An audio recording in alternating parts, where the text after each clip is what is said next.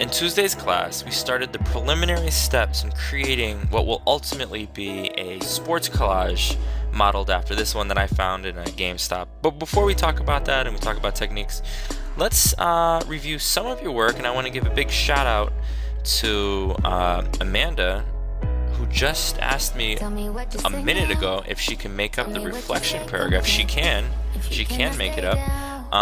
But I'm also going to give a quick shout out to her because she submitted this to me approximately 5 minutes ago. She emailed me she needs to add some text.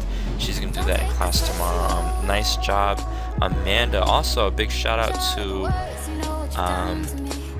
Maritza, who stayed after class today. I haven't even had an opportunity to look at it. I know she did Vaqueen. There's the PSD. Here is the JPEG. I'm looking at it for the first time, and this is outstanding. Well done, Maritza. You just earned yourself an A. So let's take a look at some of the work that you submitted on Tuesday, because we're going to be creating the sports collages. So we saw a second ago, and I'll repeat, we're going to create a collage like this where I'm going to be sharing your work with everybody in class, and we're going to make EA Sports jealous of the work that ultimately we're going to produce. And we're also going to create these kinds of posters. We need a face shot, which we took on Tuesday. We're going to extract it, and we're going to also need an action shot. So in these posters, there's only one action shot.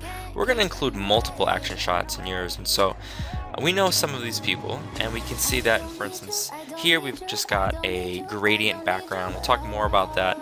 And then we're going to get fancy. We're going to include textured backgrounds like the outer space, the wave, the flames. It's got a neat little lens flare. I know some of you guys know how to do that. And we're going to be creating some really, really, really cool sports posters. But for that to happen, we're going to need to do a little bit better job extracting these images. So here's Henry, and he did a nice job with this. Here we've got a really nice action photo. I don't remember who did this. I'm assuming it's Antigua. Whoever did this needs to apply curves more, so the darks are darker, the lights are lighter. Same thing here. Nice job. If this was Laura, well done. I like your enthusiasm. Here we've got Najee. It's a little too pixelated for us to use in this image. Alright, so Brandon is an excellent basketball player, but he really needs to work on his Photoshop game.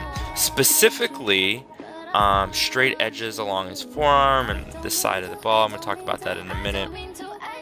Same thing right here. You guys are extracting in a way that the edges are not clearly defined. I like this photo, although even though not everything is included, I'm impressed with the action. But here is one example that we really need to improve upon in class. I like that Miranda's playing softball. This is a great pose, but you can see that if you look on her face, specifically her forehead, nose, mouth, the edges are not clearly defined. The arms are really soft. I don't know. I think why did she label as poop? You know what, Autumn? Why, Autumn? I don't know why you did this, but what I'm going to do, Autumn, is I'm going to show you great ways of extracting. This goes for everybody in class. So here we've got Hakeem, here we've got Joseph, and here we've got Sean. These three nice photos. We'll take a look at. We'll start with Hakeem's. When we're selecting, we are going to have to mix and match. So we've got the marquee tool, of course, the lassos, specifically the polygonal and rectangular. I'm going to start with the elliptical, and with this I'm going to be using the addition. I know you guys know this. I know that I take that back. I know that many of you guys know this and are comfortable with this. So we started with the head. I'm going to right click. I'm going to switch to the magnetic lasso. I'm going to click the add to, and I'm going to be going along the edge. And I know you guys know how to make selections, so I'm not going to spend any more time on this. But I will say that when we get to something like the racket, we got to be smart. So what I'm going to do is I'm going to use the elliptical first, because I want to get a nice round selection. And I'm holding spacebar. You guys remember that. I'm holding spacebar to adjust it. And that looks great right there. I don't have everything, so I'm going to go back. I hope you guys can see this. And then I'm going to grab some more. I'm grabbing the edges, like so. And that looks pretty good right there. Now, next, of course, we've got to delete the interior. Now, I've had some people try to go in and delete every square. You do not want to do that. I'm going to click subtract instead. We can put the grid in later. Now I'm subtracting. So I'm just getting the exterior. And I'm going over and over and over. Now I know what some of you may be thinking. Mr. Drozd, this is all well and good, but I know how to use the pen tool. I just created eyes and avatar, and you're right. You can use the pen tool to create a elliptical selection like that. I'm gonna press Control C, and then let's go to File, New. Let's pretend we did an amazing job with this. Control V. We've only got obviously an excerpt of this image, but here we got a nice little selection. We can put the rest in later on. I'm going to return to this other image. Here we've got Joseph, and I can see a couple things. I know that if we're going to start with his head, I'm going to select the elliptical first. I'm going to go like this, yes.